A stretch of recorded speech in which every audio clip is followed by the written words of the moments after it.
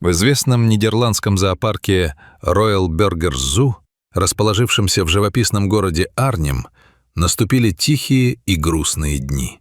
Просторный внутренний вольер, где обычно слышались громкие эмоциональные крики, шумная суета и энергичные движения приматов, погрузился в непривычное оцепенение. На мягкой глубокой подстилке из свежей золотистой соломы неподвижно лежала пожилая шимпанзе по кличке Мама. Ей исполнилось 59 лет. Преклонный, воистину грандиозный возраст для представителей ее вида. По человеческим меркам это глубокая старость, перешагнувшая столетний рубеж. На протяжении многих десятилетий Мама была не просто жительницей зоопарка. Она являлась истинной, неоспоримой главой и мудрой матриархальной покровительницей всей местной колонии шимпанзе. Ее авторитет признавали абсолютно все. От молодых сородичей, искать защиты у которых было привычным делом, до опытных смотрителей и ветеринаров, восхищавшихся ее тонким разумом и редкой харизмой. Однако законы природы неумолимы. Время и тяжелая болезнь окончательно подорвали силы старой шимпанзе. Мама перестала вставать, полностью потеряла аппетит и больше не проявляла интереса к воде. День за днем она лежала, свернувшись калачиком, слабо реагируя на происходящее вокруг. Смотрители, с трепетом заботившиеся о ней, понимали, организм исчерпал свои ресурсы, и Мама медленно, шаг за шагом, угасает, погружаясь в апатичный сон и готовясь навеки отпустить этот мир.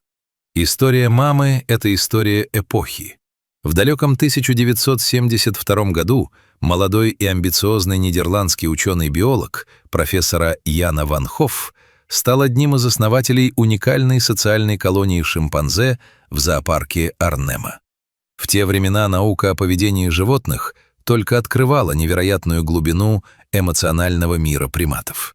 Ян ван Хофф стремился доказательно показать, что шимпанзе способны на сложнейшие социальные связи, сочувствие, хитрость, прощение и искреннюю глубокую привязанность. Мама была одной из первых, кто вошел в эту группу.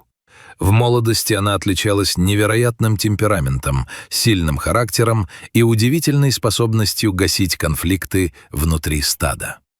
Ян ван Хофф провел сотни часов рядом с ней, наблюдая за каждым движением, мимикой и жестом. Со временем между строгим профессором и своенравной шимпанзе возникла редкая ментальная связь, выходившая далеко за рамки формата «исследователь» и «объект наблюдения». Они научились понимать друг друга с одного взгляда и тихих звуков. Десятилетия сменяли друг друга. Ян ван Хофф стал признанным профессором этиологии, написал множественные научные труды и в конечном итоге ушел на заслуженный отдых. Мама состарилась, уступив лидерские роли более молодым особям, но сохранив всеобщее уважение.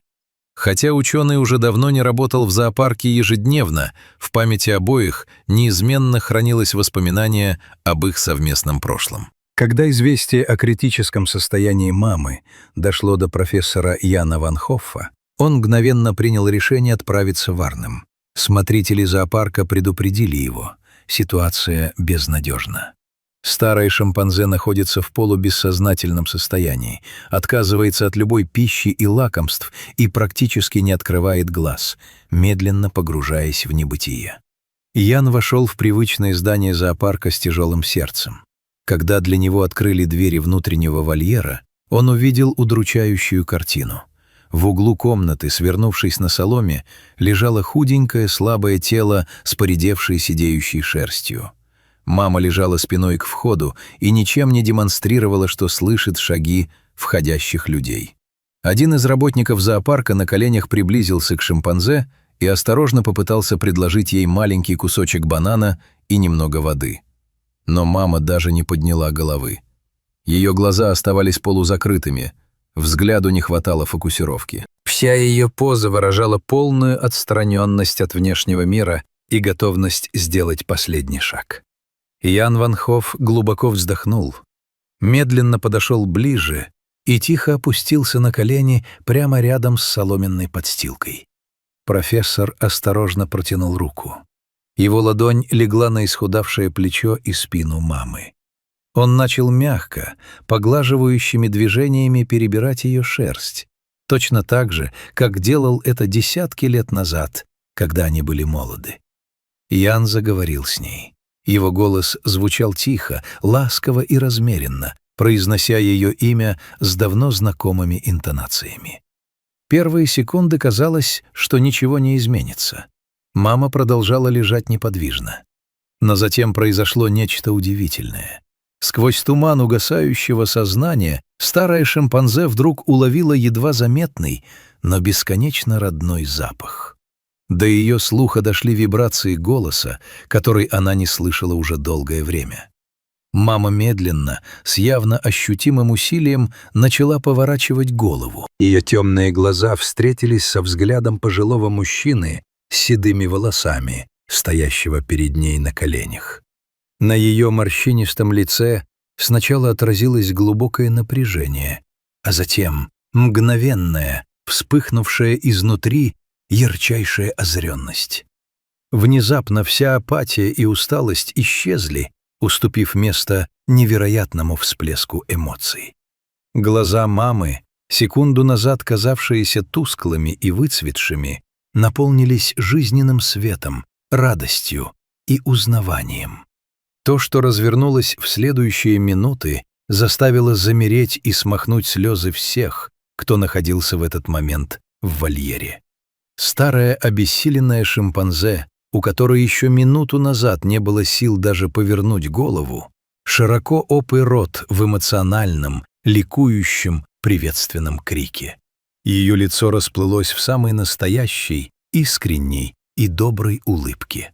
Преодолевая слабеющими мышцами земное притяжение, мама высоко подняла свою длинную лапу. Она дотянулась до головы Яна ван Хоффа и обхватила его за затылок.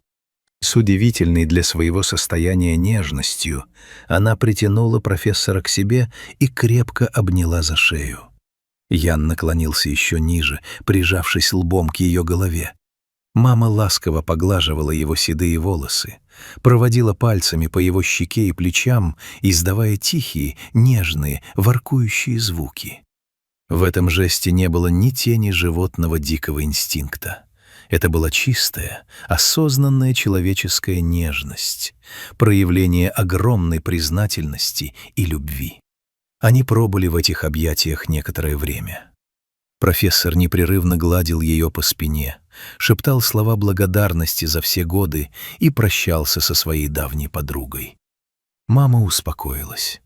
Напряжение последнего периода болезни полностью покинуло ее. В ее взгляде, устремленном на Яна, читался абсолютный покой и глубокое удовлетворение от того, что в свой самый тяжелый час она оказалась не одна, а рядом с тем, кто был с ней в самом начале ее длинного пути.